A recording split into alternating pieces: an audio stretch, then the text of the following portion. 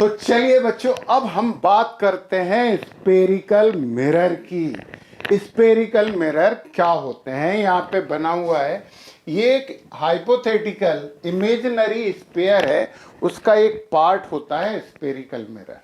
कैसे कैसे? ये टू टाइप से स्पेरिकल मिरर्स हैं।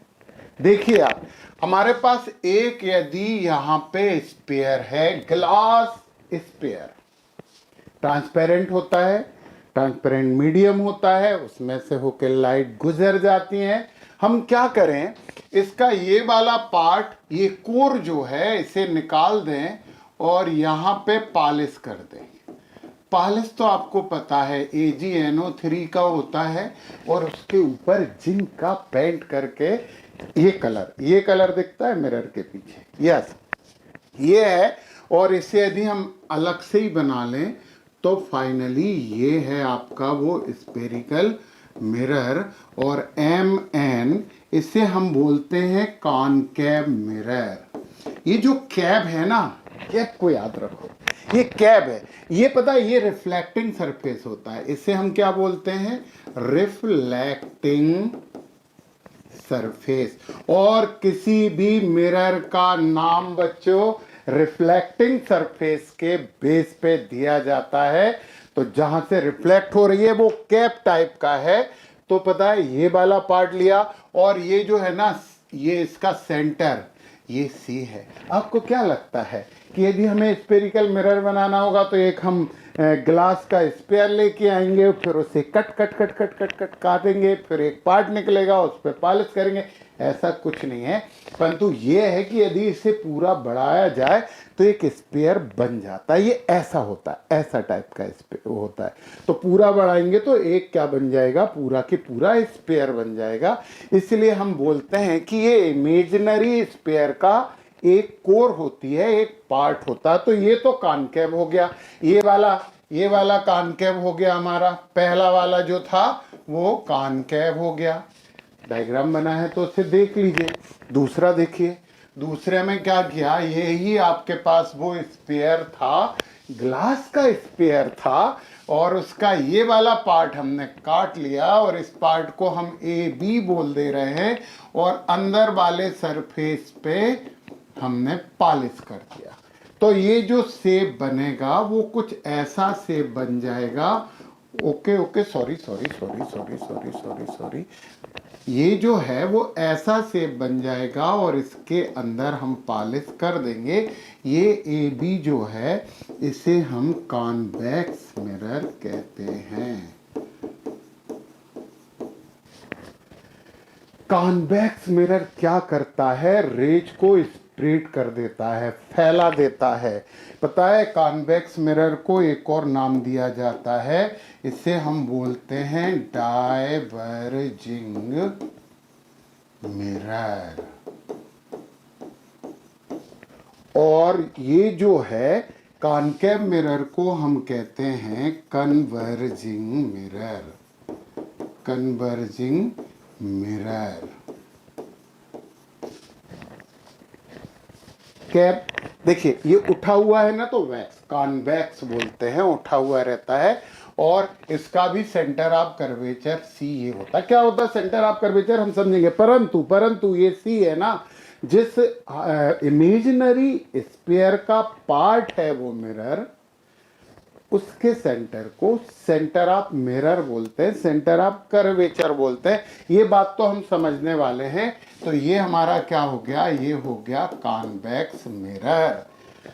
तो कॉनकेव और कॉन्वेक्स मिरर के लिए हमें क्या करना पड़ता है? हमने मान लिया कि एक इमेजिनरी स्फीयर होता है, उसकी एक कोर, एक छोटा सा पार्ट काट लिया जाए, और जो सरफेस है, जो रिफ्लेक्टिंग सरफेस है, वो अंदर की तरफ झुका हुआ है लाइक ए कैप, तो उसे कॉनकेव मिरर कहते हैं। और कॉनकेव मिरर कन्वर्जिंग होता है, रेज को एक जगह इकट्ठा करता है, जबकि कॉन्वेक्स मिरर डाइवर्जिंग होता है, रेज को फैला देता है।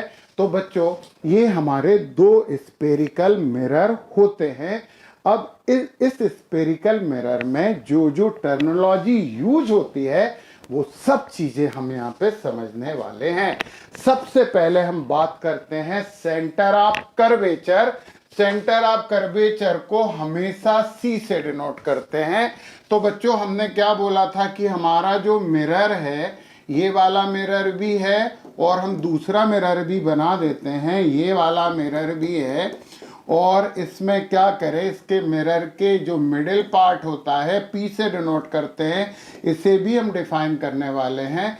यहाँ पे ये जो हाइपोथेटिकली हमारा वो था ना स्पेयर, ये जो सी है ना, ऐसे इधर इसका इस तरफ बनेगा, दोनों देख रहे हो, दोनों में सी अपोजिट टाइप साइड आ रहा है, दोनों में सी अपोजिट साइड आ रहा है।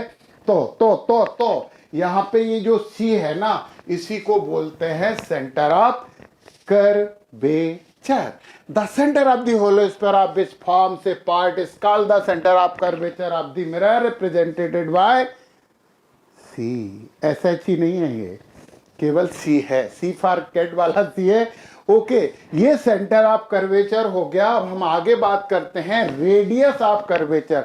बच्चों ये पोल होता है, पोल की बात हम आगे करने वाले हैं। पता है पोल से सी तक की जो डिस्टेंस होती है ना, उससे हम कहते हैं रेडियस ऑफ कर्वेचर। यहाँ पे देखिए दोनों में डायरेक्शन साइड बदल जाती है। रेडियस ऑफ कर्वेचर मतलब P C is equal to आपका क्या होता है, रेडियस ऑफ कर्वेचर। तो पीसी जब हम साइन कन्वेंशन पढ़ने वाले होंगे, अभी थोड़ी देर बाद ही पढ़ रहे, इसलिए थोड़ा सा इंतजार करना। सभी डिस्टेंसेज पी से स्टार्ट करते हैं मेजरमेंट करना, पी के अलावा और कोई नहीं है, यानी हम यहीं से स्टार्ट करेंगे। तो पी से सी तक, P C is equal to R, it is called radius of curvature. चलिए चलिए चलिए और इसके एलिमेंट समझते हैं। The centre of the spherical mirror is called the pole. ये देखिए आप, ये वाला आपका मिरर है। पोल की बात तो हम पहले ही कर चुके हैं, आप लोगों को सब इंफॉर्मेशन पहले ही है। बिल्कुल मिरर के जो बीच का पॉइंट होता है पोल होता है, मिरर के बिल्कुल मिडिल का पॉइंट होता है पोल होता है। हमने बोला ना मिरर ऐसा होता है, ये है पोल, ये है पोल। यार ऐसा नहीं होता, गोल होता है मिरर, परंतु पोल मिडिल पॉइंट होता है, mid point of the mirror, middle point of the mirror is called pole. Pole को पी से डिनोट करते हैं। चलिए चलिए आगे की बात भी करते हैं। प्रिंसिपल एक्सिस, लो भैया ये प्रिंसिपल एक्सिस हमने क्या बोला था, हमारे लिए बहुत इंपॉर्टेंट पॉइंट है पोल, और ये है सी। और पी और सी से मिलाने वाली जो लाइन होती है ना, वो होती है हमारी प्रिंसिपल एक्सिस। इसमें भी देख लो ना, इसमें भी होता है प्रिंसिपल एक्सिस, ये है पी और ये है सी, और ये होता है आपका प्रिंसिपल एक्सिस। मिरर बनाने के लिए थोड़ा थोड़ा थोड़ा थोड़ा थोड़ा थोड़ा थोड़ा थोड़ा तो ये कर देना चाहिए। यस, तो जब पी और सी को जो लाइन ज्वाइन करती है, जो मिला देती है, उस पूरी लाइन को हम प्रिंसिपल एक्सिस कहते हैं। चलिए चलिए आगे की बात करते हैं। अपार्चर, बहुत इंपॉर्टेंट बात है अपार्चर। डेफिनेशन लिखा था, diameter of the mirror is called aperture. आपको पता है मिरर का डायमीटर कहाँ होता है, मिरर का डायमीटर ये होता है, ये अपार्चर है। इसे आप एम बोल दो और एन बोल दो, ये एम एन है अपार्चर। सर ये दूर नहीं होता है यार, ये बिल्कुल ऐसा होता है, बिल्कुल ये एम एन है। चलो इसे हटाओ, इसे हटाओ, इसे हटाओ, इसे हटाइए, ऐसे करो, ऐसे करो, ऐसे करो, ऐसे करो, ऐसे करो, ऐसे करो। ओके, आधा एम हटा है तो पूरा एम कर दें, एम एन। और ये पूरा डायमीटर, यहां से यहां तक का पूरा डायमीटर होता है ना मिरर का। यार ये जो घड़ी देख रहे हो ना, घड़ी ये वाला पूरा रहता है, ये पूरा डायमीटर यहां से यहां तक का जो है ना, उसे बोलते हैं अपार्चर। घड़ी से याद आया कि हम आपकी क्लास ले रहे थे, परंतु हमने यहाँ पे घड़ी का यूज किया ही नहीं था, तो हम घड़ी पहन लेते हैं हम, हाँ, क्योंकि घड़ी पहनना तो हम भूल गए थे। और घड़ी घड़ी घड़ी घड़ी, चलो हर कुछ नहीं करते, ये अपार्चर हो गया। अपार्चर आपको समझ में आया? यस। अब हम आगे की बात करते हैं, प्रिंसिपल फोकस। फोकस क्या होता है? देखो बच्चों, फोकस का मतलब होता है जहां पे कोई सेंटर्ड हो जाए, जिस जगह पे, या सेंटर होने की कोशिश करे। आपका फोकस क्या है? आपका फोकस क्या है? आपका फोकस एक अच्छा कैरियर बनाना है। बिल्कुल यहां पे जब हम मिरर की बात करते हैं, ये है हमारे पास एक कॉनकेव मिरर, और यहां पे P होता है, ये C होता है, और प्रिंसिपल एक्सिस के पैरेलल जो भी रेज यहां पे जाती हैं और आफ्टर रिफ्लेक्शन वो प्रिंसिपल एक्सिस को जिस पॉइंट पे इंटरसेक्ट करती हैं उसे हम प्रिंसिपल फोकस कहते हैं। अभी एक और बात सुनिए जरा, इसी मिरर के लिए एक और बात कर रहे हैं, इसे दूसरी तरीके से बात करते हैं। एक पर्टिकुलर पॉइंट जो है एफ, वहां से जो भी रेज कॉनकेव मिरर पे आती हैं, आफ्टर रिफ्लेक्शन वो प्रिंसिपल एक्सिस के पैरेलल हो जाती हैं, तो उस पॉइंट को हम फोकस बोलते हैं। तो प्रिंसिपल एक्सिस के पैरेलल लाइन आफ्टर रिफ्लेक्शन, जिस पॉइंट को प्रिंसिपल एक्सिस, जिस पॉइंट पर प्रिंसिपल एक्सिस को इंटरसेक्ट करती है, वो पॉइंट होता है फोकस। फोकस फोकस फोकस, यहां पे भी ये आ गया फोकस। या फोकस से चलने वाली सभी rays after reflection principal axis के पैरेलल हो जाती हैं। यहां पे तो रेज वास्तव में मिल रही हैं, तो हमने ये बात देखी कि रेज मिल रही हैं, परंतु अपीयर टू मीट भी होती हैं। देखो तो जरा ये वाला मिरर, समझिए जरा इस बात को, बहुत ही इंपॉर्टेंट बात है। ये हो गया आपका पोल, प्रिंसिपल एक्सिस के पैरेलल जो भी राइट रेज आई, ये आ गई। अब ये कहां जाएंगी, ये पता करने के लिए हमें नॉर्मल ड्रा करना पड़ेगा, क्योंकि लॉज ऑफ रिफ्लेक्शन में हमने पढ़ रखा है कि angle of incidence always equal to the angle of reflection.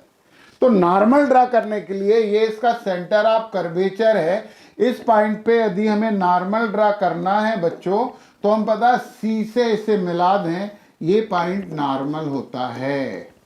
Yes, ये पॉइंट नॉर्मल होता है। यहां से भी मिला दो, यहां से भी मिला दो, तो ये पॉइंट क्या हो गया, ये पॉइंट हो गया नॉर्मल।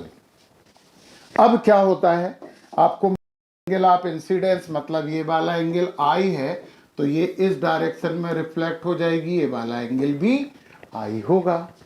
अब तो ये फैल गई, दूर चली गई, ऐसे ये भी इस डायरेक्शन में रिफ्लेक्टेड हो जाएगी। ये वाला आई था तो ये वाला भी आई रहेगा। अब हम क्या करें, इनको पीछे बढ़ाएं, पीछे बढ़ाएं, और ये प्रिंसिपल एक्सिस के जिस पॉइंट पे आएंगे, जिस पॉइंट पे आएंगे उससे हम बोलेंगे फोकस। एक इंपॉर्टेंट बात समझी है बच्चों आपने, दर्पण के किसी भी बिंदु से अभिलंब को खींचना हो, सॉरी फिर से मैडम, मिरर के किसी भी पॉइंट से यदि नॉर्मल ड्रा करना है तो उसे सीधा सेंटर ऑफ कर्वेचर से ज्वाइन कर देते हैं, तो वो होता है नॉर्मल। तो सेंटर सरकमफ्रेंस से हमेशा परपेंडिकुलर होता है, सेंटर सरकमफ्रेंस से हमेशा परपेंडिकुलर होता है। तो ये बात आपको समझना है। अभी सुनो, एक और भी तो बना लें, इसका एक और बना लें। यही था हमारा कॉन्वेक्स, ये कौन सा था हमारा, ये था हमारा कॉन्वेक्स मिरर, ये हमारा कौन सा था, कॉनकेव मिरर। एक इंपॉर्टेंट बात समझी आपने कि कॉनकेव मिरर में वो फोकस पे सही में मीट होती हैं और यहाँ पे पेयर टू मीट होती हैं, इसलिए इन भाई साहब ने, बोर्ड भाई साहब ने लिखा है the point at which a narrow beam of light moving parallel to the principal axis meets or appear to meet after reflection from the mirror is called the principal focus of the mirror. It is represented by capital F. तो एक और चीज समझिए कि ऐसी कोई raise आ रही है आफ्टर रिफ्लेक्शन प्रिंसिपल एक्सिस के पैरेलल हो गई, ऐसी कोई रेज आ रही है आफ्टर रिफ्लेक्शन प्रिंसिपल एक्सिस के पैरेलल हो गई, तो पता है ये जिस पॉइंट पे जाके मीट होगी उस पॉइंट को इसका फोकस हम कहते हैं, उस पॉइंट को इसका फोकस कह दिया जाता है। तो ये हमने फोकस के बारे में समझा। अब हमने ये भी तो हमें पता है कि सभी डिस्टेंस मेजरमेंट कहाँ से होती हैं, पोल से। तो P से F तक की जो डिस्टेंस होती है, P से F तक की जो डिस्टेंस होती है उसी को बोलते हैं स्मॉल f और कहा जाता है फोकल लेंथ। क्या बोलते हैं उसे हम, फोकल लेंथ। ऐसे ही यहाँ पे भी यही P से लेके F तक ये फोकल लेंथ होती है। देखो बच्चों, एक में इस तरफ है तो दूसरे में उस तरफ है, डायरेक्शन तो बदला रही हैं। तो अब ये बेसिक जो टर्मिनोलॉजी यूज होती है मिरर में, C centre of curvature. Mirror जिस इमेजिनरी स्फीयर का पार्ट होता है उसी का सेंटर मिरर का सेंटर ऑफ कर्वेचर होता है और पी से सी तक की डिस्टेंस को रेडियस ऑफ कर्वेचर कहते हैं। Second thing is pole. Mirror का मिड पॉइंट पोल होता है। फिर एपर्चर। एपर्चर का मतलब है जो मिरर का डायमीटर है उस डायमीटर को ही हम एपर्चर कहते हैं। फिर इसके बाद फोकस। प्रिंसिपल एक्सिस के पैरेलल जो भी लाइट रेज प्रिंसिपल एक्सिस को आफ्टर रिफ्लेक्शन जिस पॉइंट पे इंटरसेक्ट करती हैं या अपीयर टू मीट होती हैं उसे हम फोकस कहते हैं और P से F तक की डिस्टेंस को फोकल लेंथ कहा जाता है। चलिए आगे की बात करते हैं। तो बच्चों अब हम साइन कन्वेंशन के बारे में यहाँ पे डिस्कशन करने वाले हैं। तो साइन कन्वेंशन हमारे लिए बहुत इंपॉर्टेंट इसलिए है कि जितने भी न्यूमेरिकल होते हैं साइन कन्वेंशन के अकॉर्डिंग हम वैल्यू रखते हैं। यार साइन कन्वेंशन में या तो प्लस होता है या माइनस होता है, तो जब न्यूमेरिकल करते हैं तो फोकल लेंथ प्लस लेना है कि माइनस, वो साइन कन्वेंशन बताएगा। पोजीशन ऑफ ऑब्जेक्ट प्लस लेना है माइनस, वो बताएगा साइन कन्वेंशन। जितनी भी वैल्यू आपको रखनी है वो सब बताने वाला है साइन कन्वेंशन। इसलिए साइन कन्वेंशन हमारे लिए बहुत इंपॉर्टेंट है न्यूमेरिकल्स के लिए। तो देखिए आप, सबसे फर्स्ट पॉइंट है the object is always taken on left side of the mirror. यार नहीं समझ में आया मुझे कि क्या बोल रही है। देखिए ये है हमारे पास वो कॉनकेव मिरर और इन्होंने बोला है कि ऑब्जेक्ट, ये कोई ऑब्जेक्ट है, वो हमेशा मिरर के लेफ्ट साइड रखा जाएगा। तो इससे होगा क्या, जो इंसिडेंट रे है वो लेफ्ट टू राइट चलेगी। इसका मतलब, फर्स्ट का मतलब ये है कि जो डायरेक्शन ऑफ इंसिडेंट रे है ना, डायरेक्शन ऑफ इंसिडेंट रे, ये साइन कन्वेंशन ही है। डायरेक्शन ऑफ इंसिडेंट रे कहाँ से कहाँ है, ये है लेफ्ट टू राइट। तो बच्चों जब भी आप कोई रे डायग्राम बनाएंगे, जब भी हम अभी इमेज फॉर्मेशन पढ़ने वाले हैं थोड़ी देर बाद, तो आपकी जो पहली इंसिडेंट रे है ना वो हमेशा लेफ्ट से राइट चलेगी। आप कभी भी इंसिडेंट रे को राइट से लेफ्ट नहीं चला सकते। मतलब आप ऐसा नहीं कर सकते कि इंसिडेंट रे को आपने इधर चला दी, बिल्कुल गलत, ये तो करना ही नहीं है तुम्हें। तो इंसिडेंट रे किस डायरेक्शन में चलेगी, हमेशा लेफ्ट टू राइट। और इसका मतलब क्या है, the object is always taken on the left side of the mirror. कोई सा भी मिरर हो, वो कॉनकेव मिरर हो या फिर कॉन्वेक्स मिरर हो, हमारी जो इंसिडेंट रे चलने वाली है वो लेफ्ट टू राइट चलने वाली है। यस, समझ गए आप, पहली बात। दूसरी, all distances are measured from the pole of the mirror. ये होता है पोल, ये है पोल। तो आप स्टार्ट कहां से करेंगे मेजरमेंट, आप स्टार्ट मेजरमेंट पोल से करेंगे। यहां से आप चलना शुरू करेंगे। अब आप पोल से इधर जाते हैं कि पोल से इस तरफ जाते हैं, क्योंकि हमारा जो कॉन्वेक्स मिरर है उसमें तो सेंटर ऑफ कर्वेचर इधर होता है, फोकस इधर होता है। ये बात तो हम पहले समझ ही चुके हैं। इसमें सेंटर ऑफ कर्वेचर ये है, फोकस ये है। यदि इसमें फोकल लेंथ मापनी पड़ी, मेजरमेंट करना पड़ा, तो आप इस तरफ चलेंगे। इसमें फोकल लेंथ यदि मेजरमेंट करना पड़ा तो आप इंसिडेंट रे के अपोजिट चलेंगे। और थर्ड पॉइंट सुनिए आप, हर डिस्टेंस, पहले सेकंड, हर डिस्टेंस मेजरमेंट कहां से होने वाली है, पोल से, पी से स्टार्ट करेंगे और आगे की बात। थर्ड बात, distances actually traverse in the direction of light are taken as positive. Direction of light कौन सी मानेंगे? हाँ हाँ बताओ बताओ बताओ। Left to right.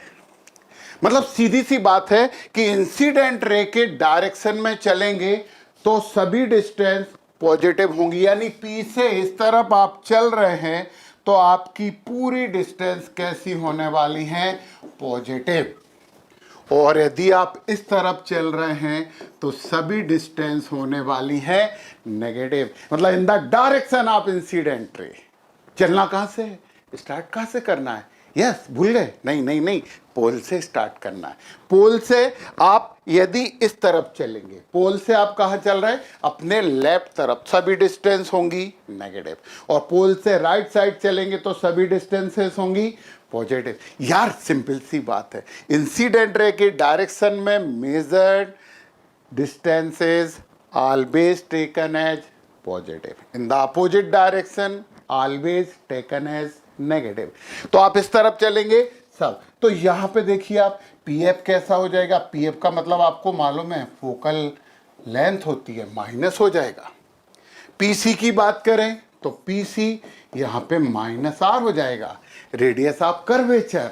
और ये ए भी हम ऑब्जेक्ट मान लेते हैं तो पी ए यानी पोजीशन ऑफ ऑब्जेक्ट यू से डिनोट करते हैं। ऑब्जेक्ट की पोजीशन हमेशा यू से डिनोट करते हैं, ये भी नेगेटिव होगी। और बच्चों यदि हमारी कहीं पे इधर इमेज बन गई, image A dash B dash कैसे बनेगी ये अभी हम समझने वाले हैं, इसके बाद हम ये करने वाले हैं। मान लो इमेज बन गई तो पता है यहाँ पे P A dash is equal to minus V. Position of image हमेशा वी से ली जाती है। यदि वी दिया है तो आप समझ जाना कि इमेज की पोजीशन दी है। सभी डिस्टेंस कहाँ से होने वाली? पी से होने वाली। देखो ना, पी एफ भी माइनस आ गया, पी सी भी माइनस आ गया, यानी रेडियस ऑफ कर्वेचर भी माइनस है, फोकल लेंथ भी माइनस है, पोजीशन ऑफ ऑब्जेक्ट भी माइनस है और पोजीशन ऑफ इमेज भी माइनस है। ये रियल इमेज के लिए है बच्चों, वर्चुअल इमेज के लिए नहीं है। रियल और वर्चुअल इमेजेस हम समझ चुके हैं। अब आप इसमें देखें, यहाँ पे यदि हम ऑब्जेक्ट रखते हैं ए बी, अभी आप ये दिमाग मत लगाना यार कि कैसे बन गई, तो इसकी इमेज पता कहीं यहाँ बनती है, यहाँ पे ये इमेज बनी, हम इसे कलर चेंज कर देते हैं इमेज का, ये इमेज बनी आपकी, इसे आप ए डैश बी डैश बोल दो। यहाँ पे देखो जरा, P A is equal to क्या होगा? P A is equal to minus U होगा, क्योंकि आप इस तरफ चले हो ना। परंतु पी ए डैश क्या होगा यहाँ पे? पी ए डैश ये है A dash, P A dash बराबर प्लस वी होने वाला है। आप देखो ना यार, कॉन्वेक्स, हमारे पास कॉन्वेक्स मिरर है, कॉन्वेक्स मिरर के लिए P F is equal to plus F होगा।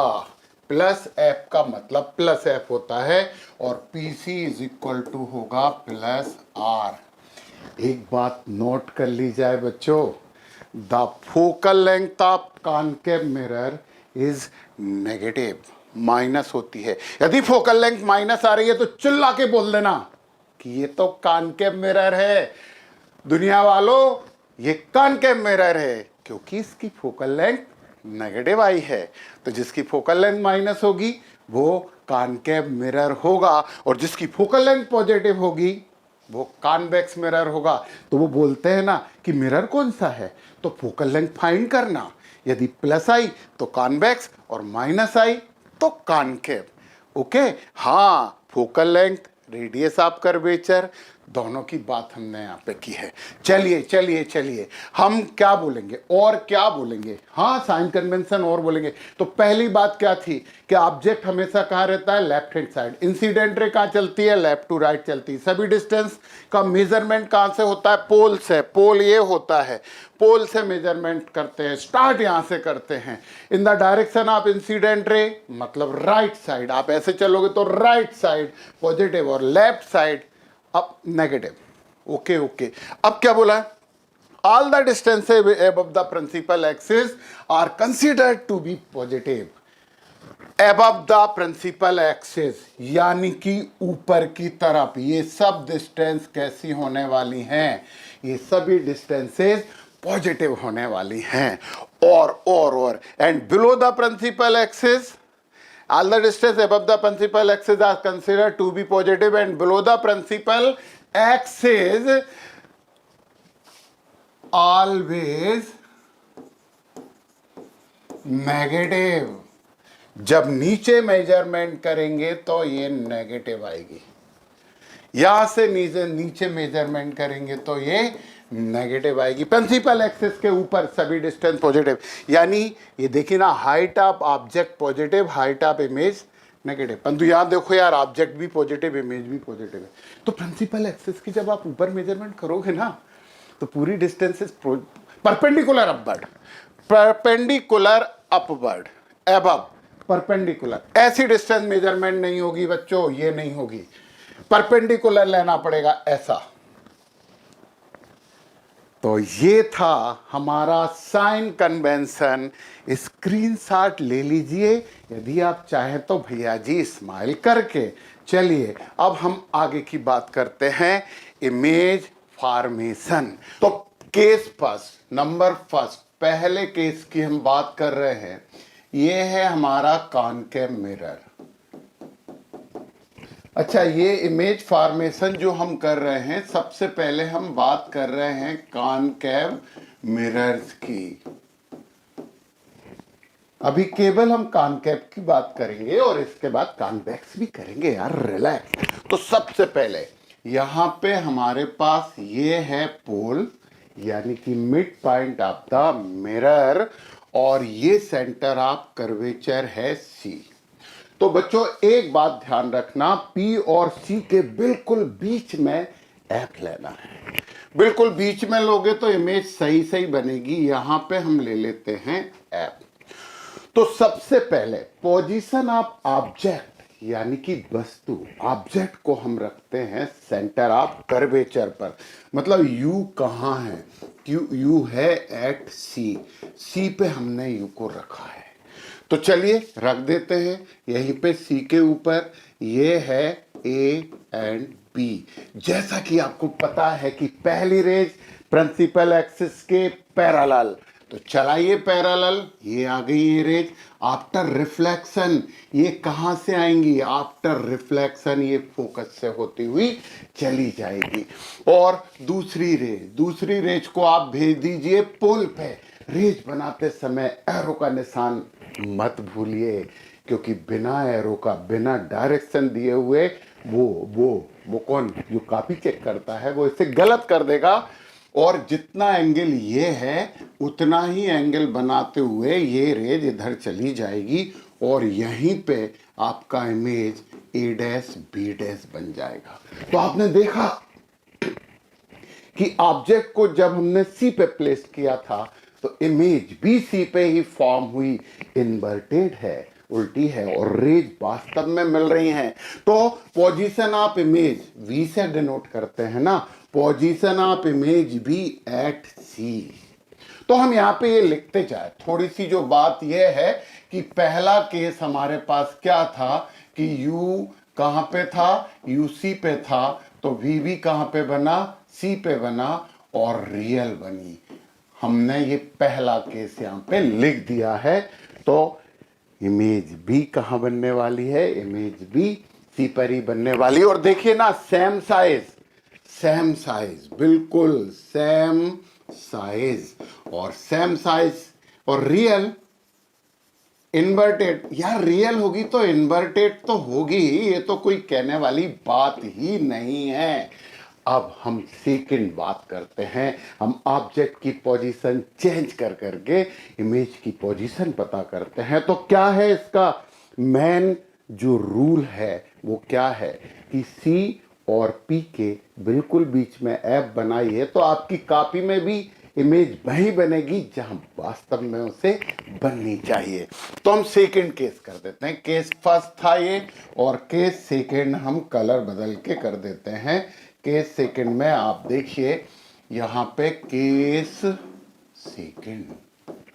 अब हम क्या करें, इस ऑब्जेक्ट को C से इंफिनिटी की तरफ लेके चलते हैं। चलो चलते हैं। तो ये है हमारे पास वो कॉनकेव मिरर, कॉनकेव जिसमें कैव होती है, ये P है और यहाँ पे है C, और इन दोनों के बिल्कुल बीच में है F, और हमने क्या किया है, हमने ऑब्जेक्ट को रखा है यहाँ पे। तो बच्चों एक बात हम बता दें कि हम हमेशा ए बी यदि लिखेंगे तो ये क्या होगा, ये ऑब्जेक्ट होगा, और जब हमारा ए डैश बी डैश बनेगा ये इमेज होगा। और साइन कन्वेंशन से आपको बहुत अच्छे से पता है कि पोजीशन ऑफ ऑब्जेक्ट यू होती है और पोजीशन ऑफ इमेज वी होती है, और मुझे पता है कि आपको पता है ये। तो यहां पे रखा, पहली रेज हमेशा की तरह प्रिंसिपल एक्सिस के पैरेलल, कहां से जाएगी, यह सही बोला, फोकस से होती हुई चली जाएगी। ये रेज फोकस से चली गई, दूसरी रेज को आप वो भेजेंगे पोल पे, ये आई होगा तो इतना ही एंगल बनाते हुए ये बन गई आपकी image A dash B dash. क्या देखा कि ऑब्जेक्ट को सी से इन्फिनिटी की तरफ प्लेस करते हैं तो इमेज सी से एफ की तरफ चलती है। यस, ये इंपॉर्टेंट बात है, noted your honour, note down it. चलिए, तो यहां पे हमने क्या बोला था, u इज इक्वल टू क्या था, बिटवीन c एंड इंफिनिटी। ये c के बाहर सबको इंफिनिटी बोलेंगे, c and infinity.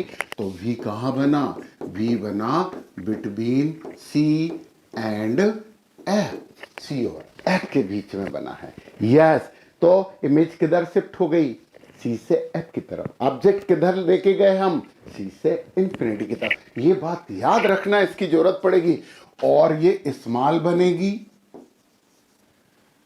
Yes small बनेगी और रियल बनेगी। और रियल बनने का मतलब यार ये तो पता ही है, ये इन्वर्टेड रहेगी। उल्टा करें, अभी सी से इंफिनिटी की तरफ लेके गए थे, अब ऑब्जेक्ट को सी से एफ की तरफ लेके चलते हैं। चलिए चलते हैं केस थर्ड, परंतु केस थर्ड के बाद केस सेकंड भी तो यहाँ पे लिख दिया जाए जो आपको काम पड़ेगा। यू मतलब पोजीशन ऑफ ऑब्जेक्ट कहाँ था, सी पे, तो वी कहाँ बना, वी बना बिटवीन सी एंड एफ, और हमेशा की तरह ये भी बनी रियल। एक क्वेश्चन आपके दिमाग में आता होगा कि क्या कॉनकेव मिरर से हमेशा रियल इमेज ही बनती हैं, तो ये क्वेश्चन अभी क्वेश्चन ही रहने दें, हम देखेंगे। वैसे तो जवाब है नहीं, वर्चुअल भी बनती है। कब बनती हैं वो सब हम समझेंगे। यहाँ पे हमने एरो नहीं बनाया था और टीचर इसे काट देता और हमारे ऊपर नाराज भी हो जाता, क्योंकि उन्होंने कहा कि आपने एरो नहीं बनाया। इंसिडेंट रे में तो मस्ट है एरो। अब हम बात कर रहे हैं केस थर्ड। यस, ये हमारा केस थर्ड था। तो केस थर्ड में हम जो बात कर रहे हैं वो ये है कि हमने ऑब्जेक्ट को कहाँ रखा है, ऑब्जेक्ट को रखा है बिटवीन सी एंड एफ। ये है आपका सी बिल्कुल बीच में हमेशा की तरह एफ, और ऑब्जेक्ट हमने रख दिया ए बी यहां पे। अब चलिए पहली रेख चलाइए, प्रिंसिपल एक्सिस के पैरेलल, और ये कहां से होती हुई जाएगी, फोकस ये है, बीच में लेना चाहिए हमें। यस, पहली रेख, दूसरी भी चला लेते हैं। यहां पे भी एरो बना दो तो कोई बुराई तो नहीं है। ये वाला एंगल आई है तो इस तरफ वाला भी एंगल आई बन के ही यहां रहेगा, ए डैश बी डैश। ये आपने जब ऑब्जेक्ट को सी और एफ के बीच में रखा तो इमेज सी एंड इंफिनिटी के बीच में बनी। बच्चों ये रिवर्सिबिलिटी वाली प्रोसेस है। ऑब्जेक्ट को सी से इंफिनिटी की तरफ ले जाओ तो इमेज सी से एफ की तरफ चलती है, और जब ऑब्जेक्ट को सी से एफ की तरफ ले जाते हो तो इमेज सी से इंफिनिटी की तरफ चलती है। आप तो समझ गए हैं, परंतु यहाँ पे हमने क्या लिखा, u इज इक्वल टू क्या है, ऑब्जेक्ट की position between C and F. तो v कहाँ बना, v बना बिटवीन सी एंड इंफिनिटी, और रियल इमेज बनी और लार्ज बनी, और यार इन्वर्टेड तो लिख देने में कोई हर्ज ही नहीं है, इन्वर्टेड। तो तीसरी बात हम यहाँ पे लिख देते हैं, और वो क्या था, u between c and f, u c और f के बीच में है। तो v कहाँ बना, बताओ, ये बना बिटवीन c एंड इन्फिनिटी, और यहाँ पे भी रियल ही बन रही है। आप बोलोगे सर सब इमेजें रियल ही तो बन रही, इमेजेस रियल बन रही हैं, तो रियल रियल यहाँ पे इस केस में रियल बनी है, परंतु यहाँ पे एक हमारे पास बहुत अच्छा स्टेटमेंट आता है बच्चों। ये तीनों स्क्रीनशॉट लेके आप इसे नोट भी कर सकते हो। मैं बीच से हट गया हूं, परंतु अब एक स्टेटमेंट मुझे लिखना होगा, और वो स्टेटमेंट आपके लिए बहुत इंपॉर्टेंट है। तो स्टेटमेंट अपन यहां लिख लेते हैं, ये काली लाइन रहने दें। सुनना, सबसे इंपॉर्टेंट बात हम कर रहे हैं यहां पे, और इंपॉर्टेंट है ना, इंपॉर्टेंट ही रहता है। तो हमने क्या बोला यहां पे कि ऑब्जेक्ट मूव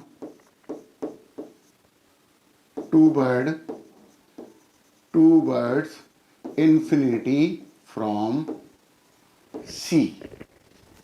तो इमेज कहां जाएगी, तो इमेज मूव्ड कर दें, चलो मूव ही रहने दो, मूव टूवर्ड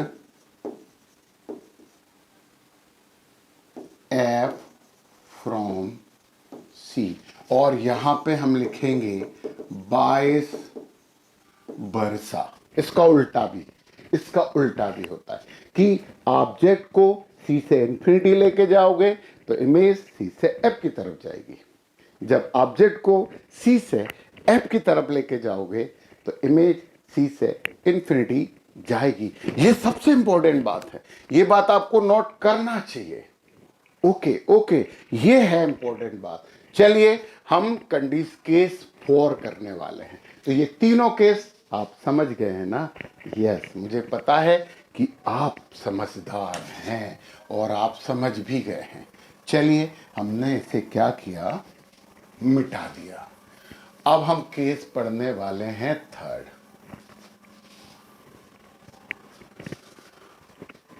थर्ड पढ़ने वाले हैं कि 4 पढ़ने वाले हैं? सही बातें याद रखा करो यार बच्चों। हम बात कर रहे हैं यहाँ पे केस 4 देखिए आप। हमने ये तो देख लिया था यार कि सी से इंफिनिटी जा रहा है, सी से एफ की तरफ जा रहा है। यदि ऑब्जेक्ट को एफ पे ही रख दो तो क्या होगा, फोकस पे ही रख दीजिए ऑब्जेक्ट को। अब आप देखिए, ये है हमारे पास कॉनकेव मिरर, हमेशा की तरह ये है आपका पोल, ये है सी, और इन दोनों के बीच में बिल्कुल एफ, और ऑब्जेक्ट को आपने कहाँ रख दिया, ए और बी कहाँ रखा, फोकस पे। तो बनाते हैं, चलिए पहली रेज, यस, प्रिंसिपल एक्सिस के parallel. First rays principal axis के पैरेलल कहां से जाएगी, फोकस से होती हुई इस डायरेक्शन में चली जाएगी।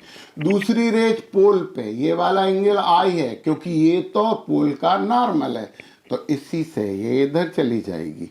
बच्चों ये रेज तो पैरेलल हो गई। पैरेलल रेज क्या कहीं मिलती हैं? पैरेलल रेज कभी मीट होती हैं? कैसी बात कर रहे हो sir? Yes, parallel rays meet होती हैं इंफिनिटी पे। और इंफिनिटी क्या होता है, कुछ नहीं होता। तो पैरेलल रेज कभी मीट होती नहीं है, तो हम तो बोलेंगे यार कि पैरेलल रेज इंफिनिटी पे मीट होती हैं। तो हम इसे कहां पे भेज दें, हम इसे भी इधर भी बढ़ाएं तो ये इधर भी पैरेलल होंगी। तो यहां पे u इज इक्वल टू हो गया f, मतलब u को कहां रखा, फोकस पे। ये स्मॉल एफ की जगह कैपिटल एफ लिख दे। स्मॉल एफ तो फोकल लेंथ होती है ना बच्चों, कैपिटल एफ रखा तो v कहां बना, तो ये पैरेलल कहां मिलेंगी, यस, इंफिनिटी पे। तो v बना कहां, एट इंफिनिटी। अब यहाँ रियल और वर्चुअल की बात इसलिए नहीं करेंगे कि इधर भी ये पैरेलल है और इधर भी पैरेलल है, जहां मिल जाए ऊपर वाले की मेहरबानी है। अब हम यहाँ पे एक और इम्पोर्टेंट केस करने वाले हैं, और वो जो केस है वो केस है कि ऑब्जेक्ट को हम एफ और पी के बीच में रखते हैं। तो देखें क्या होने वाला है इसमें। ये लो आपका कॉनकेव मिरर हो गया, और ये प्रिंसिपल एक्सिस पी, यहाँ पे है सी, और बिल्कुल मिडिल में है एफ। अब ऑब्जेक्ट को रखिए आप, ऑब्जेक्ट ए भी होता है ना, ऑब्जेक्ट को रखा आपने यहाँ पे ए बी। पहली रेज प्रिंसिपल एक्सिस के parallel after reflection pass through focus, यहां से फोकस से होती हुई चली जाएगी, जाने दो। दूसरी रेज यहां आई और ये इस तरफ चली जाएगी, ये यार इस तरफ करना पड़ेगा। अब ये एक दूसरे से दूर जा रही हैं, कहीं नहीं मिलेंगी, परंतु हम तो इमेज वहां देखते हैं ना जहां वो या तो मिलती हैं या मिलती हुई प्रतीत होती हैं, मीट और अपीयर टू मीट। तो आगे तो ये मिलने वाली है नहीं, तो हमें कहाँ चलना पड़ेगा, तो हमें पीछे चलना पड़ेगा। तो चलिए पीछे पीछे पीछे पीछे पीछे पीछे पीछे पीछे पीछे पीछे पीछे, और ये देखो आप कहीं जाके ये मिल जाएंगी।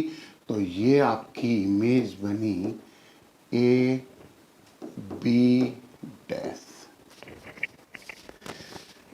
यार ये तो वर्चुअल इमेज बन गई। तो हमने कहा था ना कि कॉनकेव मिरर से वर्चुअल इमेजेस बनती हैं और लार्ज साइज में भी बनी है, ये बड़ी बनती हैं।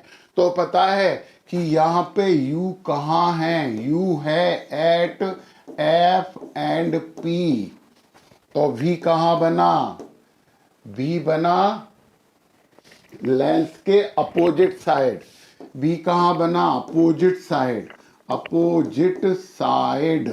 और अपोजिट साइड कैसी बनी, लार्ज, और लार्ज भी बनी और वर्चुअल, यस वर्चुअल बनी। और वर्चुअल तो इरेक्टेड होती है, इरेक्टेड सीधी सीधी इमेज बनेगी। तो बच्चों हमें जब कोई इमेज बहुत बड़ी देखना होता है तो कॉनकेव मिरर के सामने ऑब्जेक्ट को फोकस और पोल के बीच में रखते हैं।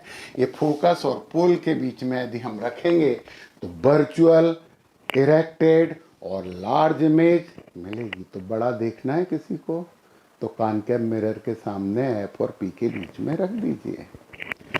तो ये इमेज फॉर्मेशन था हमारा किससे, यार ये तीनों ही लिखे रहने देना। सबसे इंपॉर्टेंट बात तो आपने लिख ली है, एफ को रखेंगे, एफ पे रखेंगे इन्फिनिटी पे हो जाएगा, सी पे रखेंगे तो सी पे ही बनेगा, सी से इन्फिनिटी की तरफ लेके जाएंगे तो आप इमेज सी से एफ की तरफ जाएगी, सी से ऑब्जेक्ट को एफ की तरफ लेके जाएंगे तो इमेज सी से इन्फिनिटी की तरफ चलेगी।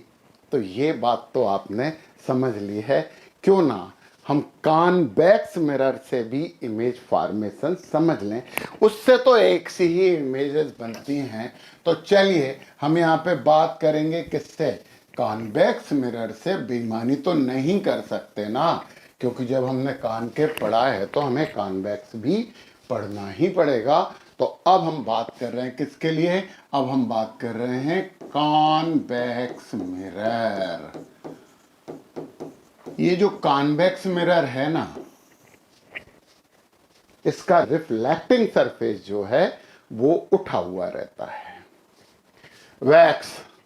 तो हम यहाँ पे देखते हैं ये है आपका वो कॉन्वेक्स मिरर। सर इतना बड़ा डायग्राम बना रहे हो आप, दो ही तो बनाने हैं, तीसरा तो बनाना ही नहीं है।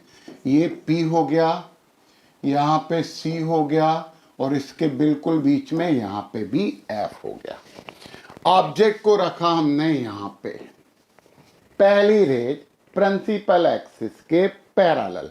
अब एक बहुत इंपॉर्टेंट बात मैं आपको समझाना चाहता हूँ, आप समझना चाहते हैं, हाँ मुझे पता है कि आप समझना चाहते हैं, तभी तो इस लेक्चर को देख रहे हैं आप। देखिए पहली रेज यहाँ जाएगी प्रिंसिपल एक्सिस के पैरेलल, जाएगी कहाँ, इसे पता करने के लिए जो मैंने आपको बताया है कि इस पॉइंट को इस सी से ज्वाइन कर देंगे तो वो नॉर्मल होगा। यस ये वाला ऐसा बना देना, ये नॉर्मल है तो ये वाला एंगल आई हो गया, तो इस तरफ वाला एंगल भी कितना हो जाएगा आई, और इसे पीछे बढ़ा दो, पीछे बढ़ा दो तो ये एफ पे चली जाती है। ये नॉर्मल है, ये नॉर्मल है, बहुत ही नॉर्मल है। सी से मिरर के किसी भी पॉइंट को जोड़ देने से, मिला देने से उस पॉइंट पे नॉर्मल ड्रा होता है। कितनी बार बताना पड़ेगा सर, आप ही बता रहे हो, हमें तो पहले से पता है, आपकी तरफ से बोला मैंने। अब क्या करें, एक दूसरी रेज को भेजें, यहाँ पे ये ब्लैक कर दें तो थोड़ा सा ठीक लगेगा, नहीं तो आप बोलोगे सर ये पीली कैसे हो गई, कलर चेंज हो गया क्या। दूसरी रेज को सी पे भेजिए, दूसरी रेज को सी पे भेजिए। नॉर्मली जब कोई रेज इंसिडेंस होती है तो नॉर्मली ही रिफ्लेक्टेड होती है, मतलब एंगल ऑफ इंसिडेंस जीरो हो जाता है, ऐसे समझो ना, ये है नॉर्मल और कोई रेज यहीं आई तो कितना एंगल बना रही है, इंसिडेंस रे और नॉर्मल के बीच में जीरो एंगल, तो वापस भी यहीं पे लौटेगी। तो पर नॉर्मली जा रही है तो वापस भी यहीं पे लौटेगी। जा आ रही थी ये मैडम जा रही थी सी पे, जहां पे ये इंटरसेक्ट करेंगी ना वहां पे हमें इमेज बन जाएगी A dash B dash. Object क्या था, A B. Always virtual small, always virtual and small. Yes, always virtual and small. ये बात भी तो आपने समझ ली है, तो इससे तो हम मिटा देते हैं, इससे तो मिटा देते हैं। यार कॉनकेव मिरर में एक बात भूल गए कि ऑब्जेक्ट इन्फिनिटी पे रखेंगे तो पॉइंट टाइप की इमेज बनेगी फोकस पे। कॉनकेव मिरर की बात की है ये मैंने। कॉन्वेक्स के लिए देखें क्या हो रहा है, ऐसे ही हमने ऑब्जेक्ट को कहां रख दिया, इन्फिनिटी पे रख दिया। तो पता है यहां पे ऑब्जेक्ट को यदि इन्फिनिटी से रख दिया तो इन्फिनिटी से रेज आएंगी, इन्फिनिटी से रेज आएंगी तो पता है वो रेज कहां जाएंगी, फोकस पे। हम मान लेते हैं कि ये रेज ऐसी आई और यहां से कहां जा रही है, फोकस पे। ये रेज ऐसी आई और यहां पे कहां जा रही है, फोकस पे। तो यार बहुत दूर से रेज आ रही हैं तो वो कहां मिलती हैं, फोकस पे। तो पॉइंट साइज का बहुत छोटे स्मॉल पॉइंट शेप का हमारी इमेज बन जाती है। तो ये था इमेज फॉर्मेशन कॉन्वेक्स मिरर से। चलिए चलिए आगे की कुछ बातें हमें करनी चाहिए। और आपने इमेज फॉर्मेशन समझ लिया, बोलो यस। यस बोला आपने, मुझे नहीं सुनाया पर आपने तो बोला है। अब हम बात करते हैं मिरर फार्मूला। मिरर फार्मूला मतलब क्या होता है, मिरर फार्मूला का मतलब होता है relation between U V and F.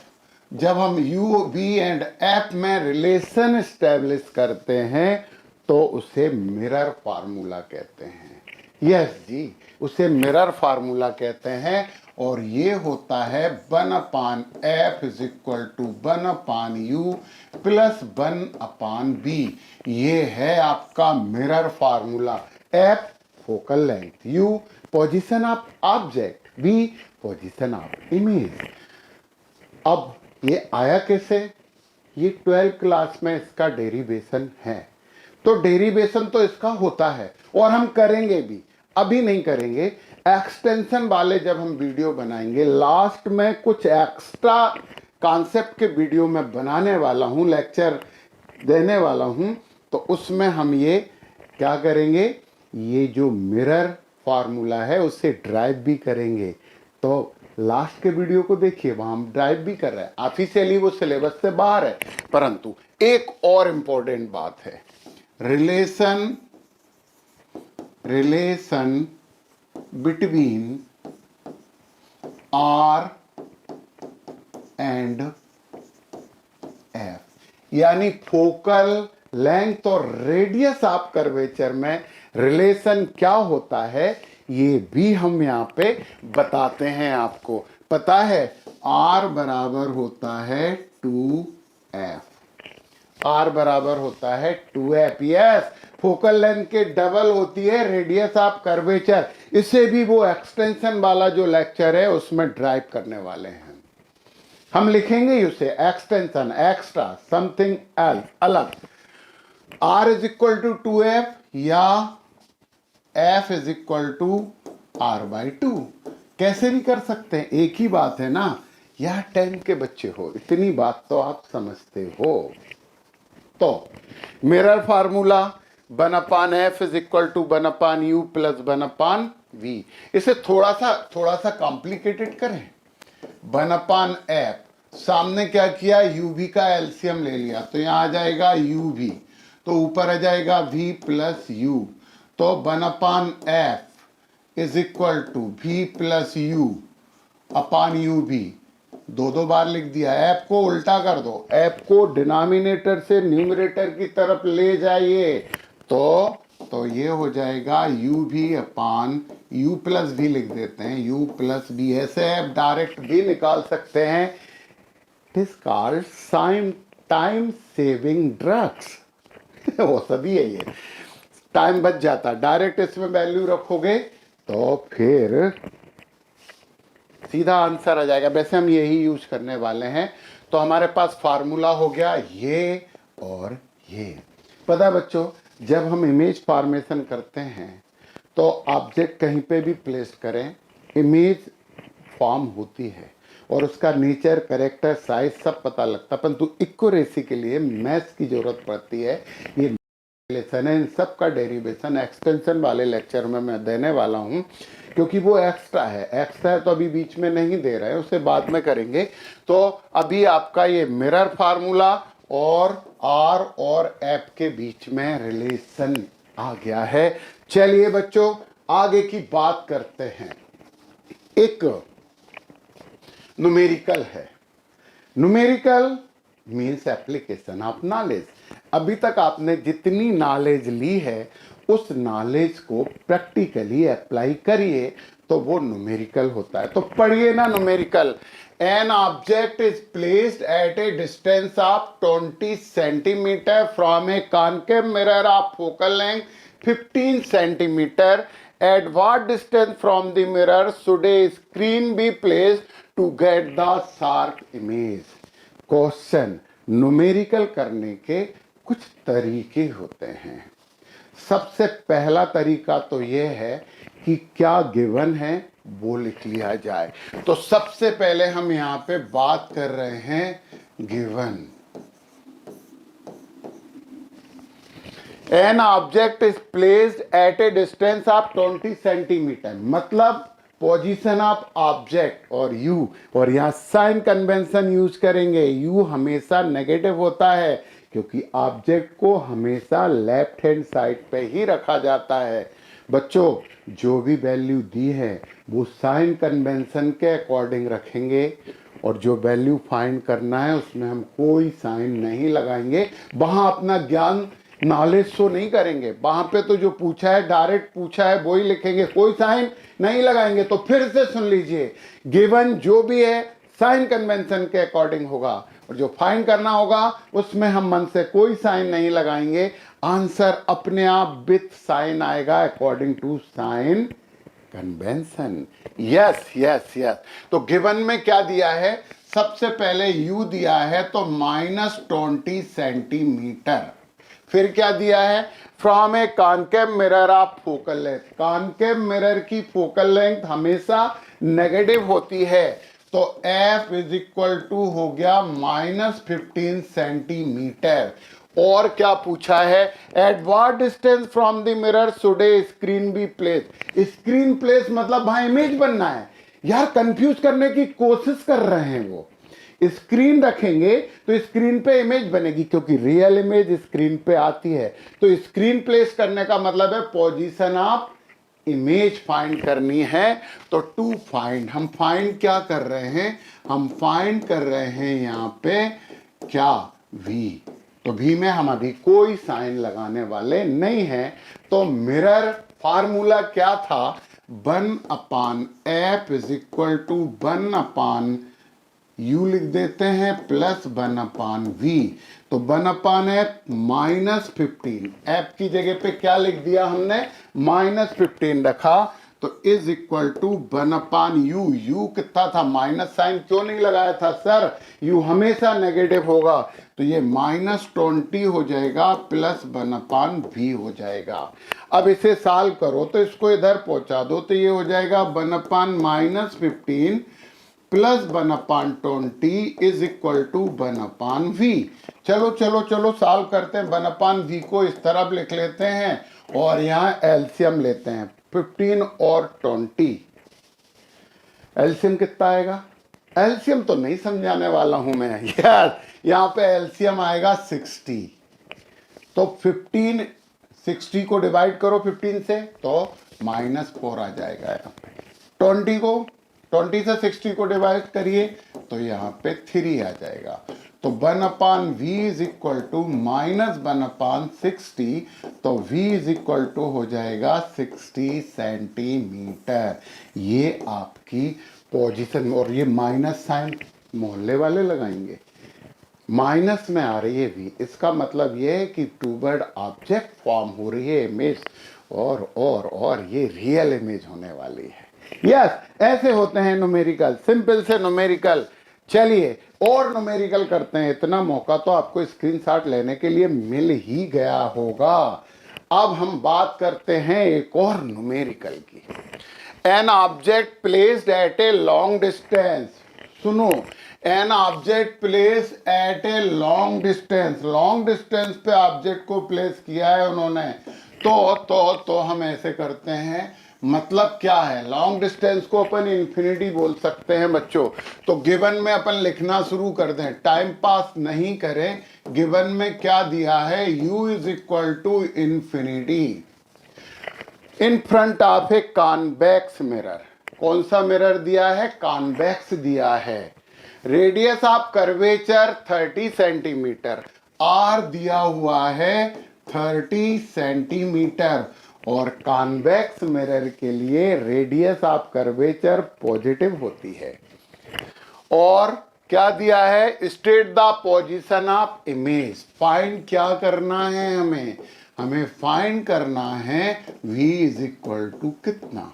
सबसे पहली चीज यहाँ पे सोल्यूशन करते हैं, तो सबसे पहली चीज आपको पता है कि f is equal to r/2। तो सबसे पहले आप f निकाल लीजिए, f is equal to r/2 यानी कि 30/2 यानी कि 15 सेंटीमीटर।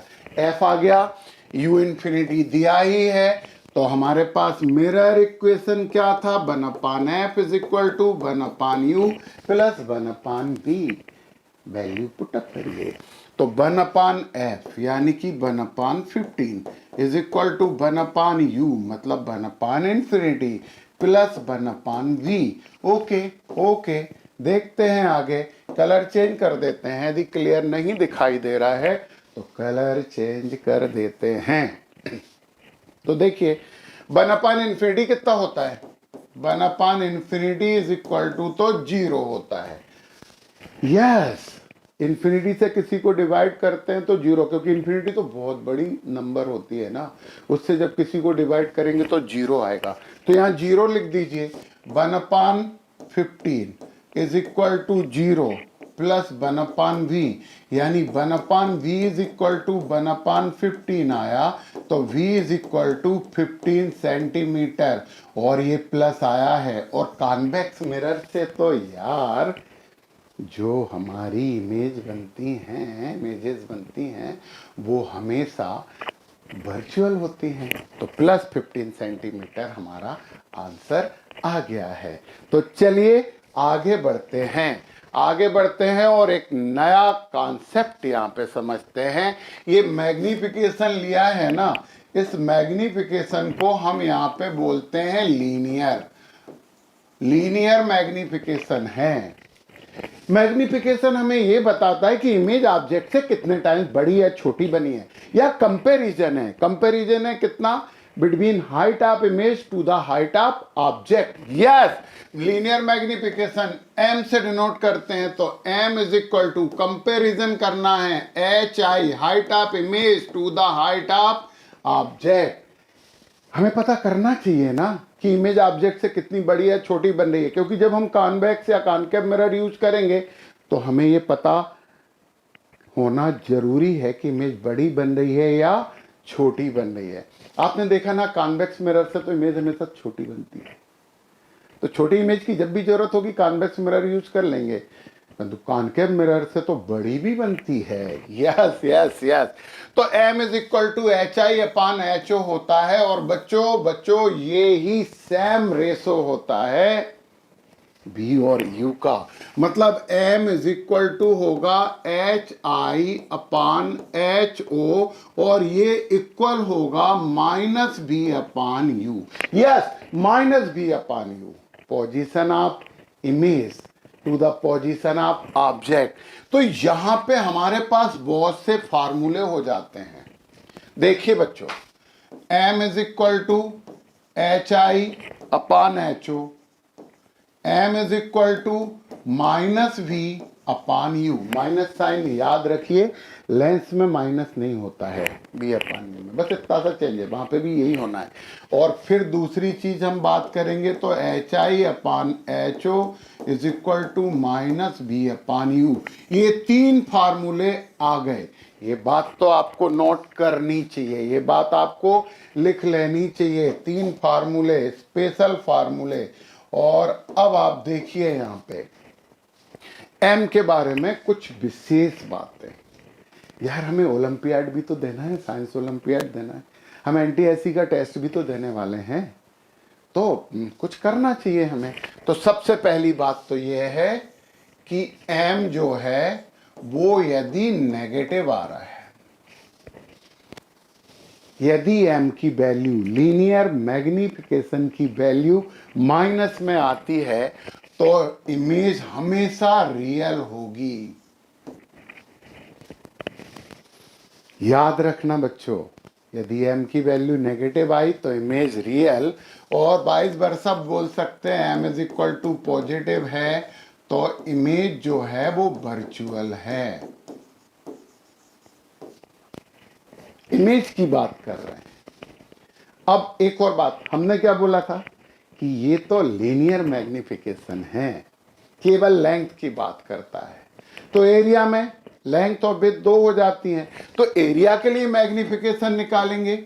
एरिया मैग्निफिकेशन भी तो निकाल सकते हैं हम, एरिया मैग्निफिकेशन, हाँ एरिया के लिए भी निकाल सकते हैं। तो एरिया में क्या होता है, लेंथ इंटू विड्थ, एक एम लेंथ के लिए, एक एम विड्थ के लिए। यस, दो बार एम लेगा, ये लीनियर मैग्निफिकेशन है, केवल लेंथ की बात करता है। तो यदि एरिया के लिए हम बात करेंगे एम एरिया, तो पता है ये हो जाएगा एम इंटू एम। ये काय के लिए है, लेंथ के लिए, ये काय के लिए है, विड्थ के लिए है, तो ये क्या हो जाएगा, ये हो जाएगा एम स्क्वायर। तो एरिया के लिए यदि हम निकालेंगे तो क्या आ जाएगा, एम स्क्वायर। वॉल्यूम के लिए सेम चीज थी, कोई अंतर नहीं पड़ेगा इसमें। अंतर क्यों नहीं पड़ेगा, अंतर तो पड़ेगा क्योंकि वॉल्यूम 3D होता है, लेंथ विड्थ एंड हाइट, ये तीन चीजें होती हैं वॉल्यूम में। तो यदि एम वॉल्यूम निकालना है तो हमें एम वॉल्यूम तो बराबर M into M into M, ये लेंथ के लिए हो गया, ये विड्थ के लिए हो गया और ये हाइट के लिए हो गया, तो कितना हो जाएगा, एम क्यूब। यस, तो ये बात बहुत इंपॉर्टेंट है। यहां पे हमें लगता है कि हमें दो रिलेशन कर लेने चाहिए, एक्सटेंशन में नहीं, यहीं पे करने चाहिए। तो ये बात आपने समझी। Yes, screenshot please. तो यहां पे क्या हो गया, the ratio between size of object image to size of object is called linear magnification. The ratio between position of image to the position of object is called linear magnification। तीनों फार्मूले आपने note कर लिए होंगे। अब यहाँ पे हम जरा दो बहुत अच्छे डेरिवेशन करते हैं, फिर न्यूमेरिकल का दौर चलेगा। न्यूमेरिकल तो करते ही रहने पड़ेंगे ना, न्यूमेरिकल तो आपको करने ही करने हैं, वो तो इंपॉर्टेंट होती ही है। तो देखिए जरा, हम यहाँ पे दो चीजें करते हैं। एक यहाँ पे करते हैं relation between M U and F. M U और एफ में रिलेशन निकालते हैं, मतलब linear magnification, position of object और फोकल लेंथ में रिलेशन का एक फार्मूला देते हैं। आपके लिए गिफ्ट है बच्चों ये। तो कलर चेंज कर लेते हैं, इसमें बहुत ज़्यादा क्लियर नहीं दिख रहा है, तो अपन देखते हैं क्या इसमें क्लियर दिखेगा। तो हमें मालूम है m इज इक्वल टू होता है माइनस बी अपान यू। ये इक्वेशन नंबर फर्स्ट। यार H I upon H O भी होता है, तो वो क्यों नहीं लिखा? वो इसलिए नहीं लिखा, जिसकी रिक्वायरमेंट होगी वो ही लिखेंगे ना। अरे मार्केट आप सब्जी लेने गए हो तो बहुत सी सब्जियां मिलती हैं, परंतु आपको घर से आपकी मम्मी ने जो बोला है वही तो लेके आओगे ना। दूसरी लाओगे तो डांट पड़ जाएगी। यस, हम यहाँ पे m is equal to minus B upon U, ये हमें पता है। और यहाँ पे भी हम लिखते हैं वी नो दैट, हम जानते हैं। हाँ आप भी जानते हो, पता है क्या जानते हो? 1 upon F is equal to 1 upon you plus 1 upon V. क्या ये आप नहीं जानते? यस, ये आप जानते हैं। और ये मिरर फार्मूला है। इक्वेशन नंबर 2 हमें किस किस में रिलेशन देना? एम यू और एफ में रिलेशन देना है। और जब एम यू और एफ में रिलेशन देना है तो हम क्या करें? सेकंड को इनटू कर दें यू से, बोथ साइड। जिसका रिलेशन निकालना उसी से दोनों तरफ इनटू कर दो, कुछ नहीं बिगड़ता ना इनटू करने से। तो हमने क्या किया? u का इनटू किया, तो u upon F is equal to U upon you plus U upon V. यार u से u कैंसिल हो गया है। अब हमारे पास क्या हो जाए बचेगा? u upon F is equal to 1 plus ये v है, 1 प्लस u अपान v। एक काम करो, u अपान v को इस तरफ ले आओ, u अपान v को इस तरफ ले आओ, अपन यहां कर रहे हैं, ठीक है। तो क्या हो जाएगा? Minus U upon V is equal to, ये इधर ले आए तो ये हो जाएगा 1 minus U upon F minus U upon V. अब हम क्या ले रहे हैं? एलसीएम ले रहे हैं हम यहाँ पे, तो ये हो जाएगा f minus U upon f. ये देखना वी अपान यू है, ये यू अपान वी है, पलट दो, इनवर्स कर दो, तो ये क्या हो जाएगा? Minus B upon you is equal to F upon F minus you. ये क्वेश्चन नंबर 3 हो गया। और अब आप यूज कर लीजिए 3rd and first. Minus B upon U की जगह क्या रख सकते हैं बच्चों? यहाँ पे m, तो m इज इक्वल टू हो गया f अपान, तो ये हो जाएगा m is equal to F upon F minus you. ये फार्मूला आ गया है, यहाँ पे बड़े में लिख देते हैं m is equal to F upon F minus u, relation between f m and u। अब हम यहाँ पे रिलेशन की बात करते हैं दूसरी। अब यहाँ पे बात करते हैं relation between m f and v। अब हम v और इसका रिलेशन करते हैं। देखिए हमें मालूम है कि m is equal to minus B upon u होता है, इसे इक्वेशन नंबर फर्स्ट दे देते हैं। और हमें ये भी मालूम है वी नो दैट करके तो लिख देते हैं इस बार, तो वी नो दैट हम जानते हैं। Mirror formula 1 upon F is equal to 1 upon you plus 1 upon v. Question number 2 relation किस में निकालना है? रिलेशन निकालना है एम वी और यू में। तो सेकंड में क्या करने वाले हैं? Second into v both side, हम दोनों तरफ सेकंड इंटू वी कर रहे हैं। यानी दोनों तरफ v का इंटू कर रहे हैं, दोनों तरफ v का इंटू कर रहे हैं, तो क्या हो जाएगा? v upon F is equal to v upon you plus v upon v से v कैंसिल, तो v upon F is equal to v upon you plus 1। v upon u को इस तरफ ले आते हैं, v अपान यू को इस तरफ ले आते हैं, तो ये हो जाएगा माइनस b अपान यू इधर, और b अपान एफ को सामने पहुंचा देते हैं, तो ये हो जाएगा 1 minus B upon f. LCM ले लिया जाए तो minus we upon you is equal to f, LCM हो गया तो ये हो जाएगा f minus v. Equation number 3 है। देखो ना, फर्स्ट देखिए, ये minus B upon you is equal to तो एम है, तो हम यूज कर लेते हैं फर्स्ट एंड थर्ड, और हमारे पास क्या आ गया? हमारे पास आ गया m is equal to f minus B upon f. ये बहुत अच्छा रिलेशन बच्चों, बहुत इंपॉर्टेंट रिलेशन है। एक रिलेशन ये है, एक रिलेशन ये है, नोट कर लोगे तो आपका टाइम बच जाएगा। तो टाइम बचाने के लिए स्क्रीनशॉट ले लिया जाए। आगे बढ़ते हैं और आगे बढ़ते जाते हैं।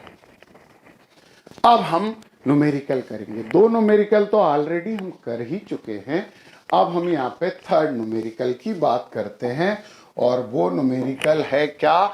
ए concave mirror produces 4 time magnified image. 4 time मतलब यहाँ पे गिवन तो लिखना शुरू कर देना, अपन बार बार पढ़ने से अच्छा है कि गिवन लिखें। m इज इक्वल टू 4 दिया है। Of an object placed at 10 centimetre from it, find the position of the image. u is equal to दिया है -10 सेंटीमीटर। u को कभी प्लस मत लिख देना है बच्चों। u को यदि आपने प्लस लिख दिया ना तो वो गलत हो जाएगा, और गलत होना अच्छी बात नहीं है, ये अच्छी बात नहीं है। इसलिए आप u हमेशा नेगेटिव लिखोगे। फार्मूला कौन सा यूज करें यार? हमारे पास एक वाला फार्मूला है ना, m is equal to -v upon u। Yes यही है, m दिया है, u दिया है, फाइंड करना है v। तो देखना पड़ेगा, सोचना पड़ेगा कि कौन सा फार्मूला हम यूज करने वाले हैं। तो हमें तो ये फार्मूला यूज करना पड़ेगा। तो फाइंड क्या करना है? To find, find is equal to क्या है? v। v कितना है? तो फार्मूला सॉल्यूशन की बात करते हैं, तो सॉल्यूशन, यस सॉल्यूशन में m इज इक्वल टू होता है -b अपॉन u। तो m दिया है 4, v नहीं दिया, u दिया है -10, माइनस से माइनस कैंसिल हो गए, तो v इज इक्वल टू हो जाएगा 10 इंटू 10 इंटू 4 है, तो v इज इक्वल टू हो जाएगा 40 सेंटीमीटर। इतना सिंपल सा सीधा सा सादा सा न्यूमेरिकल है। न्यूमेरिकल अच्छे होते हैं, जैसे वो ना कीचड़ में गिर जाता दाग अच्छे होते हैं। यस न्यूमेरिकल भी अच्छे होते हैं। हाई हिंग हर कुछ चाहिए। अब आप आगे की बात करिए। An object 4 centimetre high, object दिया है, तो हम गिवन लिखना शुरू कर रहे हैं बच्चों। यहीं से गिवन पढ़ते जाएंगे, गिवन लिखते जाएंगे। HO ऑब्जेक्ट दिया है 4 सेंटीमीटर, लिख दिया। Is place at a distance of 6 centimetre, यानी position of object, yes position of object हमेशा negative -6 centimetre of a concave mirror. Okay, concave mirror of focal length 12 centimetre. Concave mirror की focal length होती है हमेशा negative -12 centimetre. Find the position, nature, size of the image form. इतनी सारी चीजें उन्होंने बोली हैं, तो हमें फाइंड क्या करना है? फाइंड करना है नंबर फर्स्ट पोजीशन। पोजीशन का मतलब v होता है। नंबर फर्स्ट पोजीशन कितना होगा? Number 2 size of image HI कितनी होगी? और नंबर 3 उन्होंने बोला है नेचर, तो नेचर कितना होगा ये भी हमें पता करना है। तो पता करते हैं ना। तो सबसे पहले आपको v निकालना है। आपको u भी दिया है और f भी दिया है, तो v निकालने के लिए कोई प्रॉब्लम है ही नहीं ना यार। Solution formula 1/f is equal to 1/u plus 1/v। Value रख दीजिए, कैलकुलेशन कर लीजिए, इतनी सरल सी चीज थी। तो 1/f -12 is equal to 1/u minus 1/6, ये दिया ना 6 और 12 प्लस 1/v।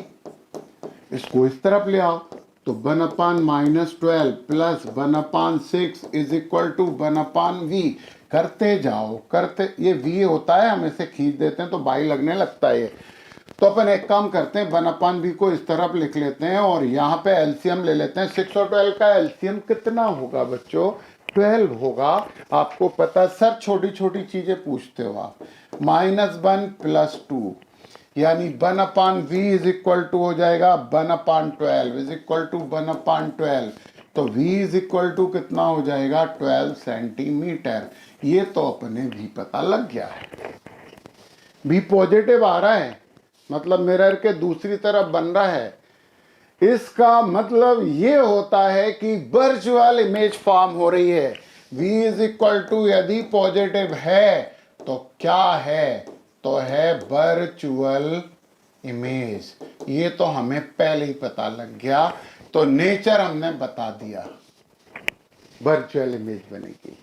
हाँ, और अब अब हमें क्या निकालना है, एच आई। तो हमारे पास फार्मूला है ना, h i upon h O is equal to minus v upon you.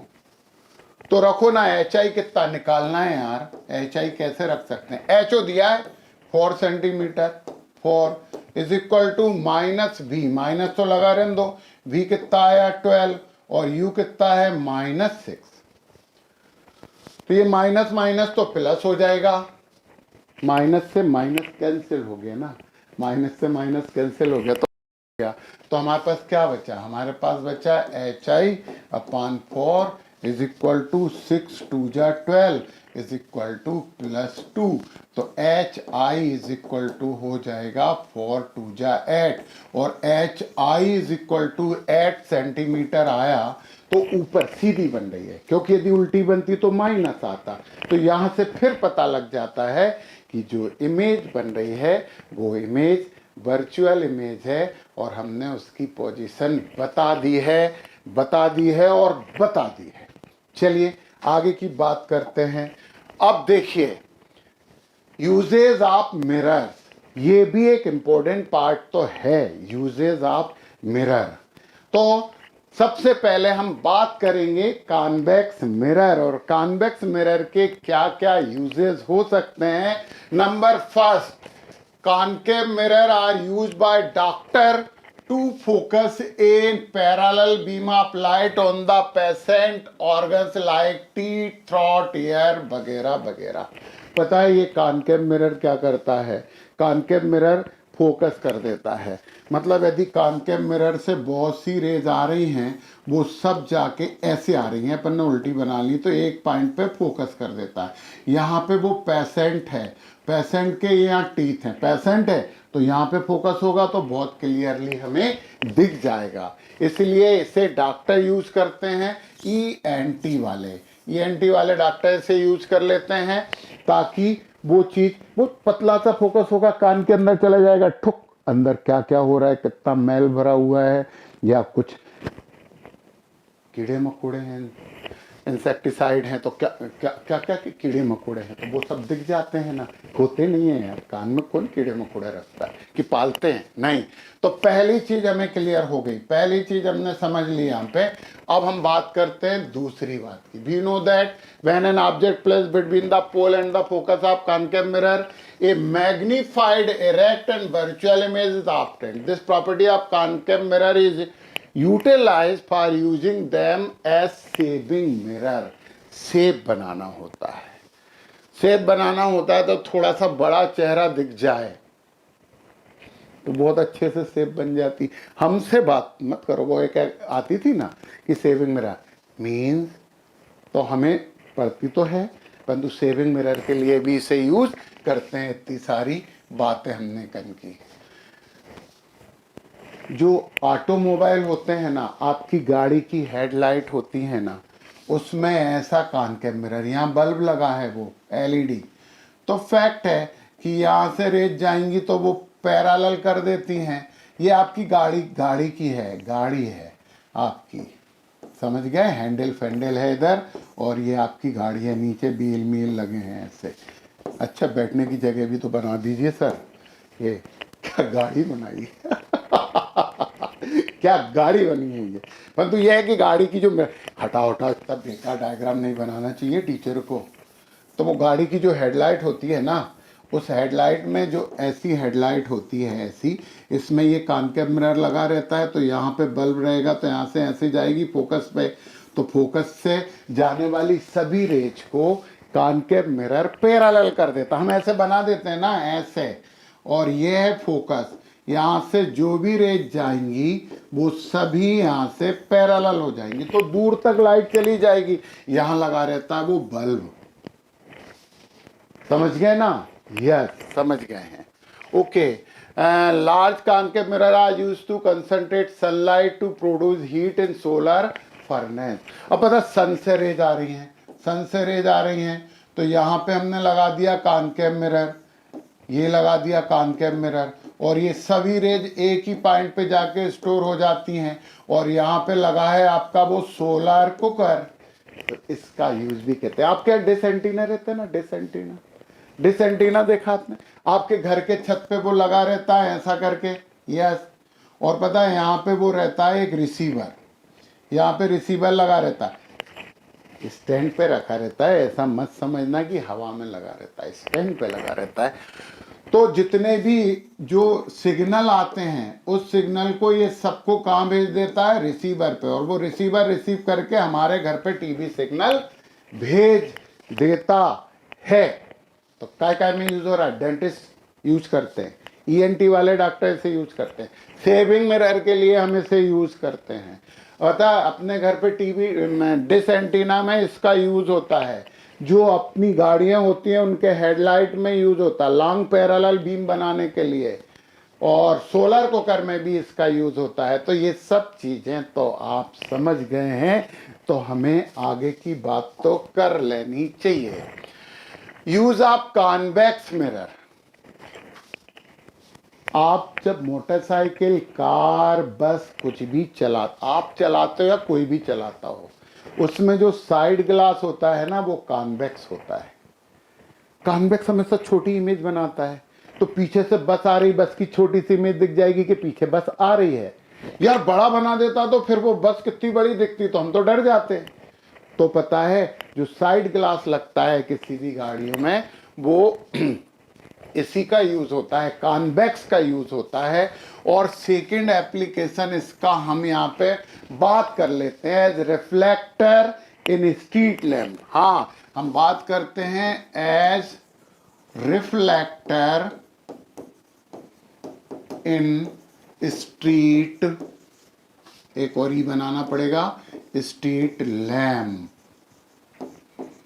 Street lamp के रिफ्रैक्टर में कैसे, मतलब क्यों यूज होता है। ये आपके घर पे लगा हुआ है, ये घर पे नहीं लगा रहता, पोल सड़क पे लगा है, यहाँ पे एक बल्ब लगा है, तो बल्ब को पता है यहाँ लगाएंगे, बल्ब को यहाँ लगाएंगे, ये बल्ब है, तो यहाँ से जितनी भी रेज इधर जाएंगी ये सब रेज को फैला देगा, तो जो विजिबल एरिया होगा वो बहुत ज़्यादा होगा।